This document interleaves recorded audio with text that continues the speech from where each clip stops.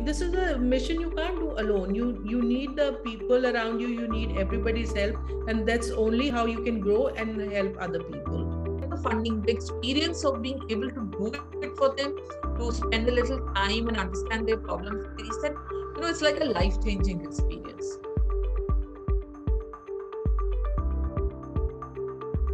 Hi everyone. Today we have with us Mrs. Shabnam Singh, chairperson, YouWeCan Foundation. Mrs. Shabnam Singh is the mother of international cricketing icon and cancer survivor Yuvraj Singh. After winning Yuvraj's battle against cancer, the mother-son duo started the YouWeCan Foundation in an endeavor to empower people across India to fight cancer.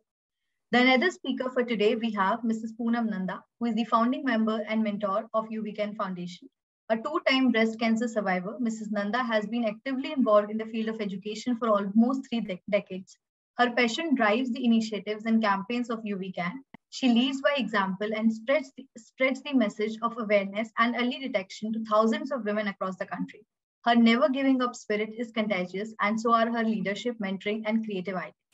Thank you so much, Mrs. Poonam and Mrs. Shabnam, to join us today. It's been an absolute pleasure to have you here, and I really look forward to our conversation.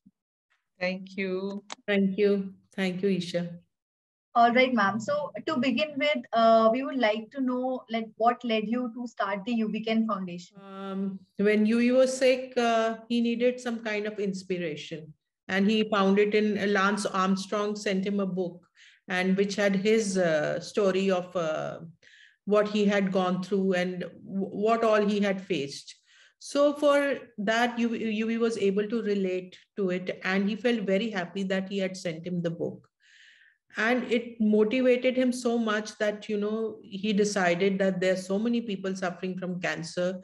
And if Lance Armstrong can motivate me, I can motivate so many people in India. So that was the reason YouWeCan was started. Thank you so much for sharing that with us, ma'am. And to move further, I would like to ask that 1/3 of all cancer deaths can be prevented by better awareness and early detection. So what approach the foundation takes to ensure the same? Yes, as you say, cancer, if detected early, is curable. So that's what our motto is mostly. So we talk a lot about awareness, and we do a lot of screening, as we are doing about 1 lakh screening of Goa women in Goa, So that's our more primary, goal, that to stop, because once it spreads, then there's nothing much we can do. But if detected early, I'm sure, it is much easier to cure yourself. As Poonam would tell you that she's been very good about her screening. She makes sure she's there, every time before. So second time she had it, it was a very tiny thing she had. And immediately the doctor recommended her what to do, and she was fine. So that is what we are telling people, that apne aap ko check karao, especially after 40, it's very important. So that's what our main motto is. And we really wants people, as he's gone through this suffering, he doesn't want anybody to suffer. So he so it's a cause very close to his heart. And we are still working on it. It's absolutely beautiful to hear you sharing that journey. And I think, as you mentioned, it's very crucial to do the early detection and screening and the awareness process, because that plays a very important part in the entire fighting or the battle that we have to fight. Isha, I'd just like to add over here, as Shabnam said, that I was lucky that I found it very early. Yeah. And both times, I was fortunate that it had not spread anywhere, and I got off lightly, to say the least. But the fact is that the women of India, especially, they are so constrained with their family responsibilities and, 20,000 other things that they will do, but they will not focus on their own health. And yeah. Especially things like breast cancer, cervical cancers are still such a taboo. Forget about the village women, even the urban women will not talk about it. And people still come to me, when they want me to speak to somebody, they are so cagey about it, that, is it okay if I ask you to speak to my such and such cousin or somebody? So I said, okay, why would I not do it? If, my story or my 2-bit penny can help someone to be more aware and, face the challenges a little more positively, why wouldn't I do it? So working on early awareness, early detection, how important it is. I mean, I've learned it. So that's not just my message, but the message of the entire foundation, that you can save your lives and save yourself a lot of grief if you go in for, your regular checkups. That's the message we want to give to each and every person we meet. Right, and I agree that still it is a taboo, and even as you mentioned, even in the urban areas, people are not, they're very hesitant, or they're not ready to talk about it. They do not come to you sharing their problems, especially for women. I have seen in the rural and semi-urban areas as well, be it cervical cancer or breast cancer, they are very hesitant. They would not go to the doctors. They do not have awareness. So early detection, it's a very big challenge to address. To move a little further, we have recently come across one of your initiatives, that is Mission 1000 Beds. So, which is a rapid response solution for hospital critical care capacity expansion. So, what was its reach and impact so far? So, Isha, our focus was on cancer, and we were especially looking at detection and awareness, as I just spoke, and also into treatment of underprivileged students and children who were not able to. I'll talk about that a little later. But then, what happened when COVID struck. I mean, even the mightiest of the mighty were not prepared for what happened actually. And everyone knows that in India, we were struggling for everything, whether it's ICU bed or oxygen. It wasn't so much the scare, you'll get COVID. The scare was that if you get COVID, what the hell are you going to do? Because people were pulling the highest strings and still there were no beds, no oxygen, and it was a nightmare of sorts. So that's when, and UV actually faced a loss of a, friend's mom, and he said that, this can't be happening, I need to do something about it. So we put our heads together, and that's when Mission 1000 Beds started. And believe me, even a person like me, who's a die-hard supporter of the foundation, had my doubts. Ki 1,000 beds, it's not a joke. Will we be able to do it? But the way people rallied around, and we got corporates like Accenture and SBI Foundation and Give India to come and support. And as we speak, we have just finished the mission with 1,020 beds. Faridkot is ready, up and running. And we've been everywhere. Srinagar in Kashmir, we've been to Assam, that's Dibrugarh, we've been to Telangana, we've started with Delhi, Faridkot. We've been Himachal, we did a small setup. And the best part about it is that the kind of efficiency and the speed that we were able to manage. And believe me, you can speak to Accenture, you can speak to SBI Foundation. Like last time when we had the inauguration, the Accenture, one of the managing directors was there. And he said, you guys really wowed us. So everyone speaks highly because it was also transparent. It was the speed and the efficiency, the budget that, we took on, and, in 20 crores, we managed to do so much. And everyone was happy. So UV got up, he was like 24/7 behind the team, that we have to do it and do it efficiently and be completely transparent with every penny that we spend. So really happy, 14 hospital oxygen cylinders, BiPAP machines, ICU beds. And it was so heartening to see. We would get pictures from the center. We just barely finished putting the beds, and we would get pictures of mothers and little children, using that facility. Isha, there's nothing better than that, honestly. The most gratifying experience to see that, you've done something and it's being used by people who probably would have lost out on that had we not supported. Yeah, and then it's great to hear you, sharing that, because I can see the kind of pride and emotions while you were speaking up, and it's absolutely great. And I think it is the need of the hour, because there are many people, and I think most of us have lost a loved one in the fight of COVID, and we are still struggling, and new variants coming in. So the work that you have done, reaching to different hospitals and reaching the, till the last mile, providing all kind of facilities through this mission is very commendable. And thank you for sharing that journey with us. And you have mentioned about Accenture and SBI Foundation. So on a similar note, I would like to ask that since you're already working with these kind of organizations and Milap and Give India, so how would you say partnerships help amplify your work, and how do you make sure you are able to make the most of it? See, Yuvraj alone, if he wants to do it, it's like a, it's a very small, it comes into a very small section, like maybe for Punjab, he can do it. So, but when we have such big companies coming in like SBI, Accenture, and all these big companies come, this thing, it becomes tenfold. And we want to be in every part of India, not every part of India, but worldwide. So right now we have really expanded with the help of all our sponsors who've been really nice, and they've really pitched in. And the government, of course, the government officers were so helpful, like you just name it and the next moment they were ready with everything. So this is a mission you can't do alone. You need the people around you. You need everybody's help, and that's only how you can grow and help other people. Right. It's essential to leverage each other's expertise and all kind of support. Absolutely. To reach scale and to reach till the last mile. So. Absolutely. And Isha, even people like the health ministers, their offices, I mean, the support was tremendous. Yeah. I mean, once they got to know that, the kind of work the foundation was doing, believe me, I have made calls and I couldn't believe it, because the office was calling us back and saying, this has been done. What do we do? What do we do next? When do you want us to call you again? What time can be fixed with the health minister or any other minister? So for the first time in my life, I saw how nicely people were responding. It was important for us, but I think it was equally important for our other stakeholders that the facilities come up quickly.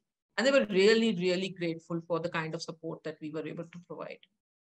Yeah, and I think pandemic has taught us that. It has showed us the potential and power of collaboration, because the kind of support that people have received from each other and the kind of ecosystem we have built for receiving and giving all kind of facilities, it's amazing to see that, because everybody came forward in whatever capacity they could to help the other person surviving this. So it's great. And I think ma'am has also mentioned about some initiatives running in Goa. And so in October 2021, I guess YouWeCan Foundation launched the Swast Mahila Swast Goa initiative in partnership with SBI Foundation and the government of Goa. So could you elaborate on this initiative as well? We plan to screen at least 50% of the women in Goa. And like we said, we are very, very upbeat on the detection part, and we want women to know that, because like we say that women are very apprehensive to come out and talk about it or, hear about it, because I think if you go to the villages, they don't even know what cancer is unless it strikes them. So the best part is that the one which we are doing in Goa, and what happens is, if a lady is found, she has breast cancer, and then what does she do? And it's very difficult that she'll say, I was having a good life, everything, and now what do I do after this? So in Goa, where also the hospitals also have stepped in for treatments and all, the government is helping us a lot. So there's a lot of good work going on in Goa, and in detail, I'm sure Poonam will tell you. Yeah, I am involved in the day-to-day, activities. And just today, I just got my end of day report, and it says we've done close to 200 scans today. So that's the highest number we've reached in a day so far, because COVID had really impacted this entire scheme. And, obviously, kabhi curfew lag raha hai, kabhi election chal rahe hai, something or the other was stalling us. But now we are full on. We have our own expert team over there. The project managers who are managing day to day, and then of course the healthcare workers are there, the government is there, the primary health centers are there, a lot of stakeholders, so a lot of negotiations, a lot of work back and forth, but it is amazing. And we are using a device, that's the UV Life Sense device, which is actually, completely radiation free. Most of the women, would say that, we're not going to get it done till we are 40 or 45, yeah, because mammogram कराएंगे तो radiation होगा. So this is completely radiation free. It's a certified instrument, completely harmless, completely painless, completely non-invasive. So, what do you have to lose? You just go there, get this done in 5 minutes or 10 minutes, and then you have peace of mind that, I'm doing fine.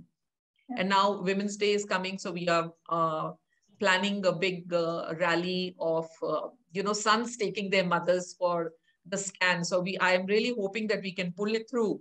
But that's the plan we have, to showcase that, for sons, their mothers are the most important people. So let them put them on a two-wheeler and take them to the centers and get them scanned there.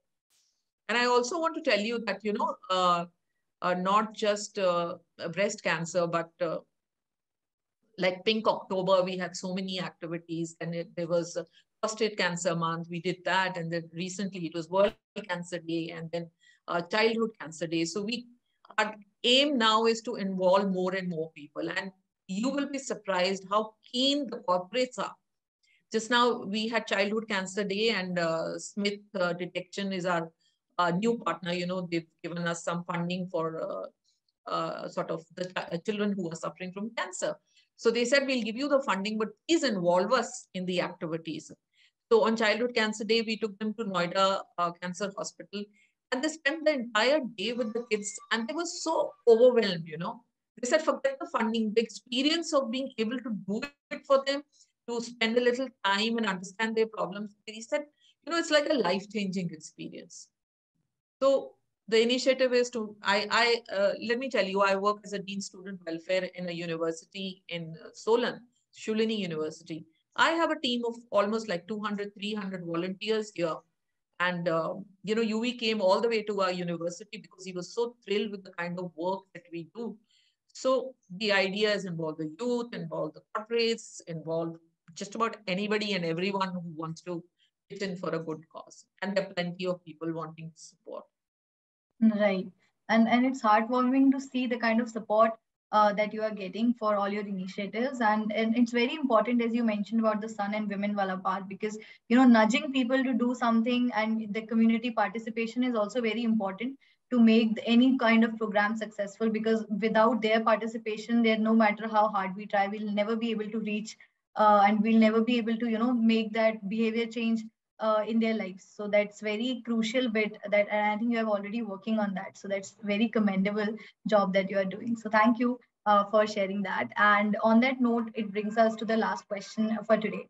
That are there any stories or instances from the ground that have helped strengthen the resolve of the foundation and solidify its work even further? Yes, there have been a couple of stories. I remember one woman initially when UV started talking about cancer, and she saw the ad on the TV and she kept saying, why is he, like, it's so irritating. He comes after every 2 minutes. And then she decided to get herself screened. And she said she found a little dot on her breast, whatever this thing. And the doctor said, you are here on time. And, had you come a little later, it would have been very difficult to manage. And she says, just from listening to him, I kind of saved my life. And I know of a kid who was dying, and it was, he needed 2 lakhs. And of course, YouWeCan Foundation stepped in, and we did his treatment. And we made him complete his studies. And today the boy is working, and he's doing well for himself. I mean, it gives you so much of happiness and satisfaction that, you can, save a life and build a life. There's no greater pleasure than that. Yeah, and the underprivileged kids, they're mostly, we have very stringent criteria of funding, the kind of people that we provide support to. The government hospitals have to first certify everything, that all the documents are in place so that, there's no hanky-panky going on, and then the support is provided. And we do it super fast, because being a cancer survivor myself, I know that timely intervention is so important.